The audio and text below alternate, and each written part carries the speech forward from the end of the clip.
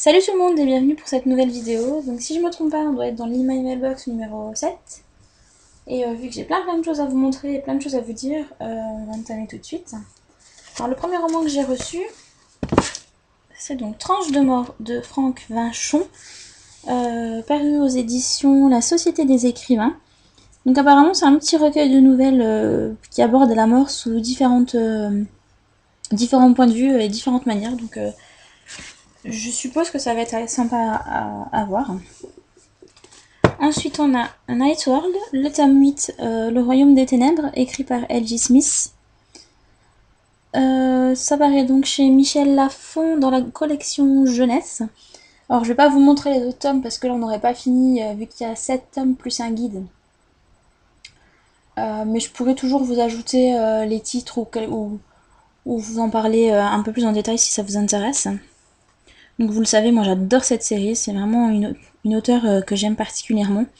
Et la couverture en plus est très sympa, donc ça n'enlève rien au roman. J'ai reçu aussi Amour et cruauté, donc je suis désolée, je vais peut-être écorcher le nom de l'auteur, donc de Jafar Si Ahmed, paru chez Mon Petit Éditeur dans la collection Publibook. Alors d'après ce que j'ai lu du résumé, ça a l'air d'être assez violent, mais je me fais pas d'a priori, je vais découvrir ça sur le tas en lisant le roman et voilà, il n'y a pas de raison que ça coince, et si ça coince, c'est bien.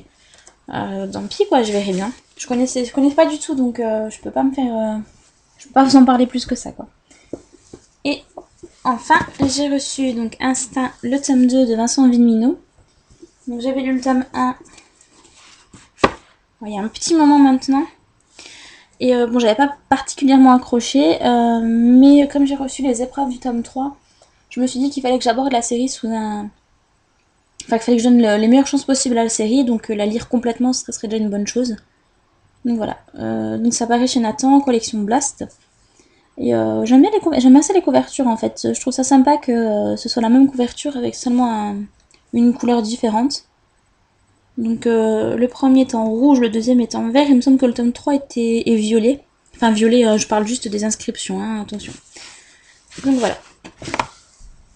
Niveau réception, je crois que j'ai fait le tour. Donc je vais vous parler de ce que je me suis acheté. Et là j'ai aussi fait des folies cette semaine.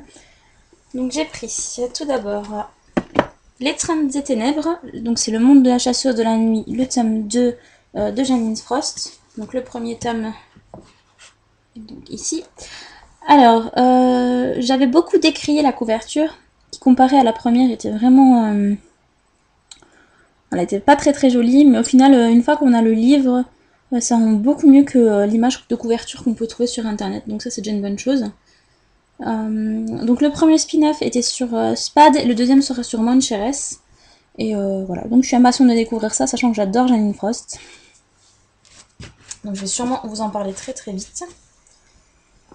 J'ai ensuite craqué pour Le Son du Rock de Jerry Smith Ready, donc le premier tome qui s'appelle Wicked Game. Alors quand j'en ai parlé à Elijah, elle m'a fait une réflexion qui m'a fait un peu réfléchir à ce qu'elle m'a dit du coup. Elle a comparé en fait la trame de l'histoire avec Kitty Norville. Puisque c'est plus ou moins, on va dire, la même idée. Donc je sais pas si ça va se ressembler ou pas, sachant que moi je n'avais pas aimé Kitty Norville. Donc on verra si le son du rock saura me convaincre plus que Kitty. Voilà. Et enfin, ah non pas enfin, non je dis des bêtises. Le dernier Milady, en tout cas. Donc l'emprise de la lune, le tome 5 de Cassandra Palmer. Donc toujours écrit par Karen Chance. Alors là je suis un petit peu embêtée par la couverture en fait. Parce que toutes les autres ont des tons gris, rouge, orangé. On a comme quelque chose de très bleu. Donc c'est assez bizarre. Je vous ai préparé en fait juste au-dessus. Donc vous voyez ici les couvertures des 4 tomes précédents. Donc vous voyez c'est quand même très différent. Donc on a ici le tome 1. Voilà, le tome 2, le tome 3 et le tome 4.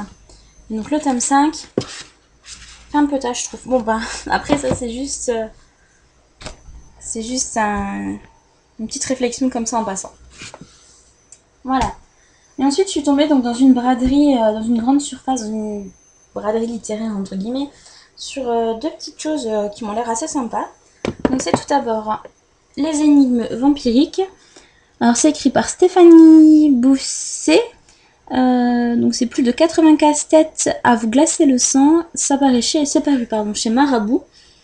Alors ça m'a l'air assez sympa et j'ai craqué en fait à cause de la couverture que je trouve magnifique. Donc je sais pas si vous voyez l'œil, mais il y a quelque chose, un petit effet sur l'œil en fait. Bon bref, vous voyez pas, donc c'est pas grave.